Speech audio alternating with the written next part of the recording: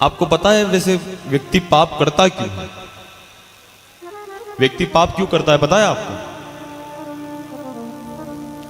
एक बार एक व्यक्ति काशी जी अध्ययन करके आए। अब काशी जी अध्ययन जब करने गए, अध्ययन करके जब आए, तो एक व्यक्ति ने उनसे पूछा कि भैया बताओ पाप का बाप कौन है? क्या पूछा है कि पाप का बाप कौन है? व्यक्ति पाप क्यों करता है, उसका बाप कौन है, इसका पता हमें आप बताओ। वो व्यक्ति विचार करके कहता ये बात तो मुझे मेरे गुरुजी ने नहीं बताई, मेरे गुरुजी ने मुझे ये नहीं बताया कि पाप का बाप कौन है। तो वो व्यक्ति कहता है फिर तो आपकी शिक्षा भी अधूरी है, एक काम करो आप ढूंढ के आओ कि पाप का बाप कौन है।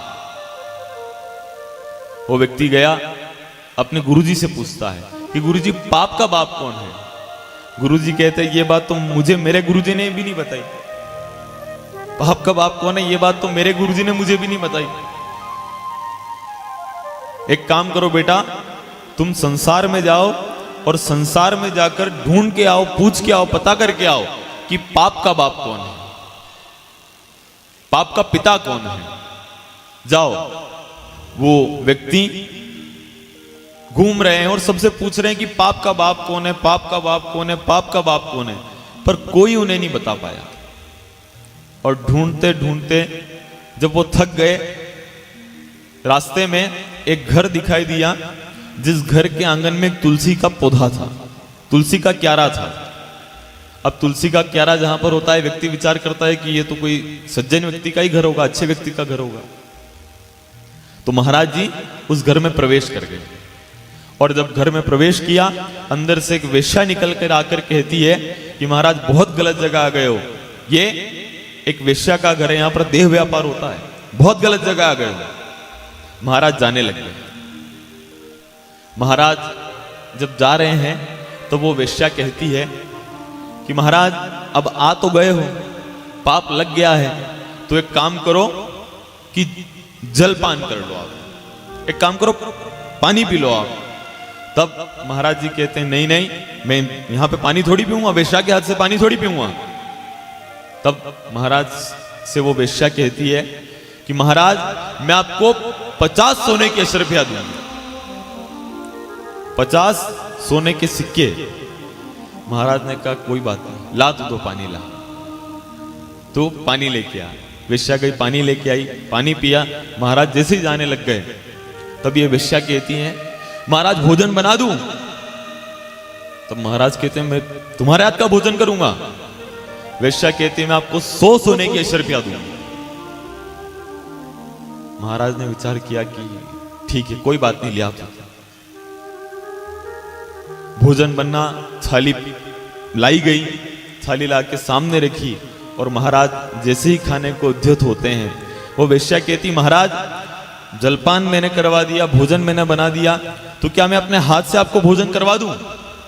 तब वो वेश्या से महाराज कहते हैं कि मैं तेरे हाथ से भोजन करूंगा। महाराज उस वेश्या से कह रहे मैं तेरे हाथ से भोजन करूंगा। तब वो वेश्या कहती है मैं आपको 500 सोने की अशरफिया दूंगी।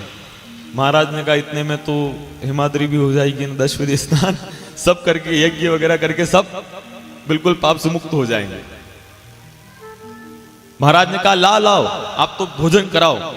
जैसे ही वेश्या एक कोर तोड़ती है, उसे जब सब्जी में लगाकर और महाराज की मुंह की तरफ ले जाती है, महाराज जैसे ही मुंह खोलते हैं, वेश्या एक चांटा मार के कहती है कि महाराज पाप का बाप ढूंढ रहे थे, पाप का बाप और कोई नहीं, पाप का बाप लोभ ही है, पाप का बाप लोभ है। अच्छा बताओ आप, अगर कर्मचारी में लोभ नहीं होगा तो क्या वो रिश्वत लेगा? लेगा? नहीं लेगा, क्योंकि लोभ नहीं है, और लोभ है तो फिर रिश्वत लेगा। तो पाप का बाप कौन है? लोभ। इसलिए अपने को लोभ नहीं करना है। लोभ धन का नहीं करना है, लोभ पैसे का नहीं करना है, लोभ पद प्रतिष्ठा का नहीं करना है। अगर लोभ करना है तो भगवान के नाम का करो। अगर लोभ भी करना हो ना, लालसा हो, तो भगवान के नाम की होना चाहिए। और हमारा मन भगवान में लगे, उस भाव के साथ जब हम यह समझें कि पाप को छोड़कर परमात्मा का पल्ला पकड़ना है, भगवान का पल्ला हम पकड़े और भगवान पे अटूट विश्वास हम रखें। क्योंकि जब भगवान पे अटूट विश्वास होता है ना, तो समस्याएं भी जब आती हैं तब भगवान आकर हमारी सहायता करते हैं। और अगर आप साधना करते हैं, उपासना करते हैं, मंदिर जाते हैं, फिर भी अगर आपके दुख दूर नहीं हो रहे हैं, तो आप समझना कि शायद ये हमारे कर्म का प्रतिफल है। क्योंकि कर्म की गति बड़ी गहन है। व्यक्ति जैसा कर्म करता है ना, उसको उसका प्रतिफल जरूर मिलता है। आप देखो रामचरितमानस में दशरथ जी राम जी के पिता हैं, पर कर्म का फल उनको भी मिला है। ऐसा नहीं कि घर के आदमी हैं, मेरे पिताजी हैं तो कि काट दो, पन्ना फाड़ दो। अपने हाथ में अगर हो और अपने घर के आदमी को सजा मिलने वाली हो तो हम करते हैं ना कि भाई इसकी सजा तो कैंसिल करवा दो। तो ऐसा नहीं है कि उसको काट दो, पन्ना फाड़ दो, नहीं, भोगना पड़ा है। क्यों? क्योंकि कर्म की गति